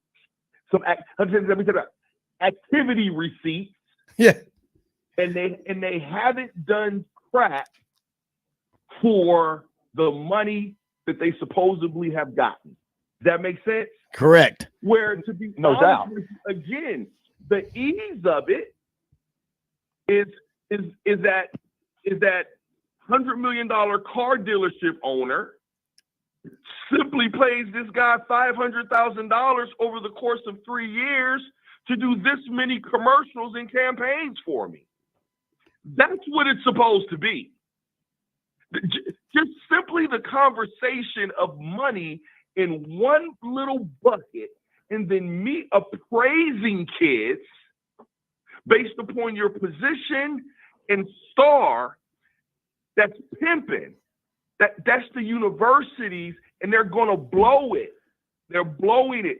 They're taking something that was supposed to be an advantage for these players and their families. Now, the sad part about it is I have to give responsibility to where it's due, because I am here speaking, and I tell these kids this.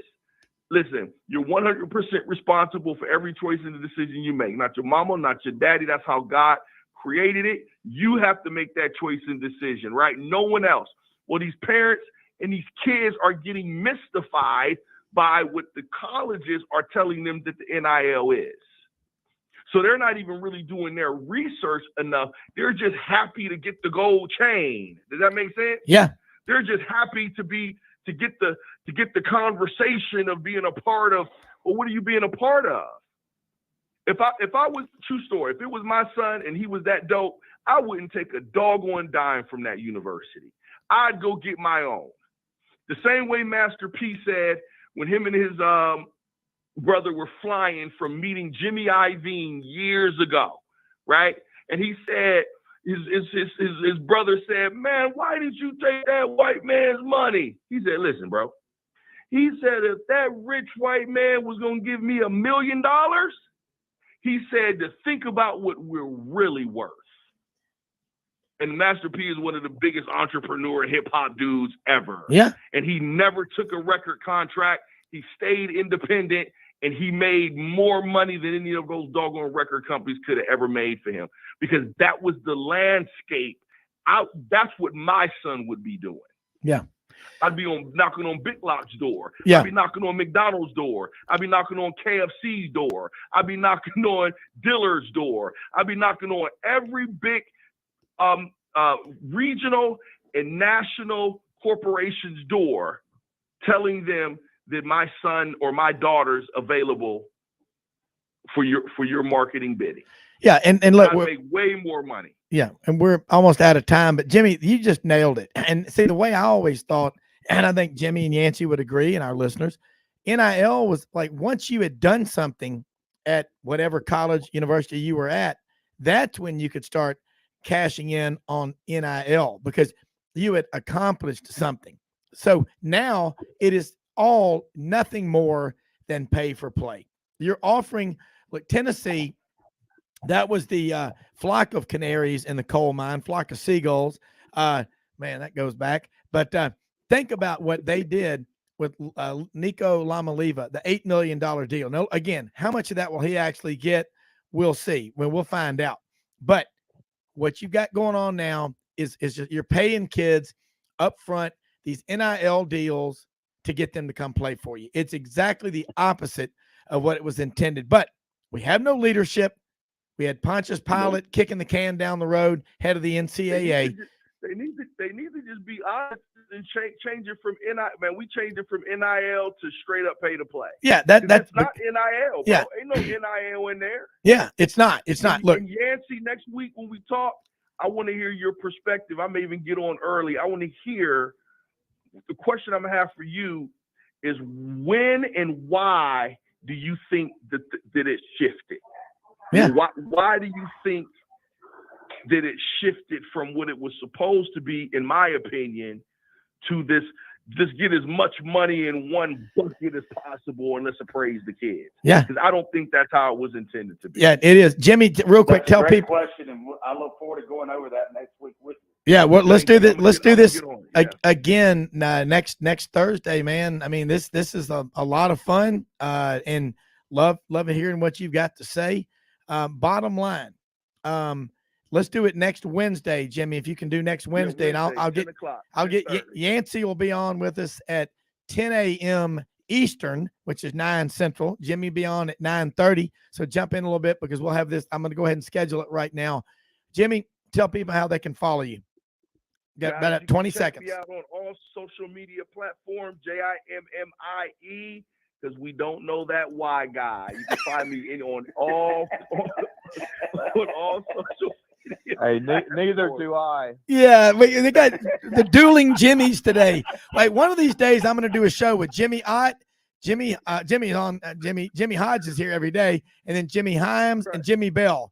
Jimmy, 4 guys will be in stereo. Here we go. All right, great show today, everybody. You need to start a network, and we're going to do a Jimmy show. That's right. Hey, let me say this real quick. We're out of time. We'll be back tomorrow, 8 a.m. We most often see the face of Christ in the least among us. Go out and help somebody with the expectation of nothing in return. Don't give to get, give to give. We live in the greatest country in the world, people. We're out of here. Have a great day. See you tomorrow.